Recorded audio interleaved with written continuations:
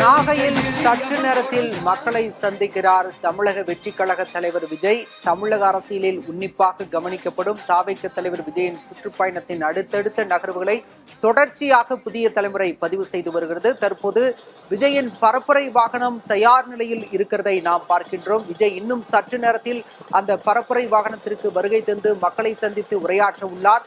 ஏற்கனவே முன்னதாக பார்த்தோம், சென்னையிலிருந்து தனி விமானத்தின் மூலமாக திருச்சி வந்தடைந்தார். தொடர்ந்து திருச்சியிலிருந்து சாலை மார்க்கமாக அவர் தற்போது நாகை சென்றடைந்திருக்கிறார்.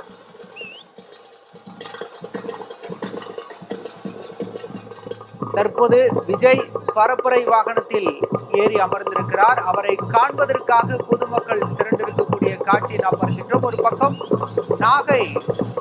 நாகூரில் விஜய் பரப்புரை மேற்கொள்ள உள்ள இடத்தில் தாவேக தொண்டர்கள் அதிக அளவில் கூடியிருக்கின்றனர். அதே நேரம் விஜய் பயணிக்கக்கூடிய பரப்புரை வாகனத்தை காண்பதற்காக பொதுமக்களும் கூடியிருக்கக்கூடிய காட்சியும் நம்மால் பார்க்க முடிகின்றது. விஜயின் வாகனம் பயணிக்கக்கூடிய சாலையில் மிகுந்த பாதுகாப்பும் ஏற்படுத்தப்பட்டிருக்கிறது. அதே போல விஜயின் வாகனத்தை தொடர்ந்து பின் செல்லாதவாறு, தொண்டர்கள் யாரும் தொடர்ந்து பின் செல்லாதவாறு பலத்த பாதுகாப்பும் ஏற்படுத்தப்பட்டிருக்கிறது.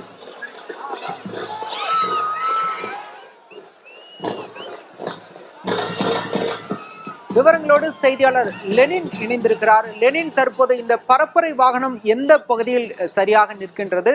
கூடுதல் விவரம். திருவாரூர் மாவட்டத்தைக்குள் இருக்கக்கூடிய அம்மையப்பன் கிராம அதற்கு அருகாமையில் இருக்கக்கூடிய அந்த தேசிய நெடுஞ்சாலை, திருச்சி, தஞ்சை, திருவாரூர், நாகை செல்லக்கூடிய அந்த தேசிய நெடுஞ்சாலை, அந்த தேசிய நெடுஞ்சாலை ஓரமாக ஒரு ஹோட்டல் ஒன்று இருக்கிறது. அந்த ஹோட்டலுடைய பின்புறமாக இந்த பரப்புரை வாகனம் என்பது ரகசியமாக நிறுத்தி வைக்கப்பட்டிருந்தது. இந்த பரப்புரை வாகனத்திற்கு அவர் வருவாரா வரமாட்டாரா என்பதெல்லாம் கூட தெரியாமல் இந்த பகுதி மக்கள் எப்படியாவது இந்த பரப்புரை வாகனத்தை மட்டும் வேடிக்கை பார்த்தால் போதும் என்ற நம்பிக்கையோடு ஒரு 500க்கும் மேற்பட்டோர் அந்த பரப்புரை வாகனத்தை சுற்றி நின்று கொண்டிருந்தார்கள். ஆனால் செய்தியாக பரப்புரை வாகனம் வேறு அந்த பிரச்சாரம் செய்யக்கூடிய அந்த இடத்தில் இருக்கிறது. அந்த பரப்புரை வாகனத்தில் அவர் ஏறி பரப்புரை செய்ய போகிறார் என்ற நம்பிக்கையோடு அந்த பிரச்சாரம் நடக்கக்கூடிய இடத்தில் மக்கள் கலந்திருந்தார்கள். எனவே இந்த இடத்துல ரொம்ப குறைவான மக்கள் மட்டும்தான் இருந்தாங்க. இந்த சூழ்நிலையில தேசிய நெடுஞ்சாலையில திருவாரூர் நோக்கி வந்த தாவேக தலைவர் விஜய் அந்த அம்மையப்பன் அந்த கிராமத்தை தாண்டியவுடன் அவர் சாலை ஓரமாக அந்த ரகசியமாக நிறுத்தி வைக்கப்பட்டிருந்த அந்த பரப்புரை வாகனத்தை நோக்கி அவருடைய இந்த சொகுசு வாகன கார்கள் திரும்பியது.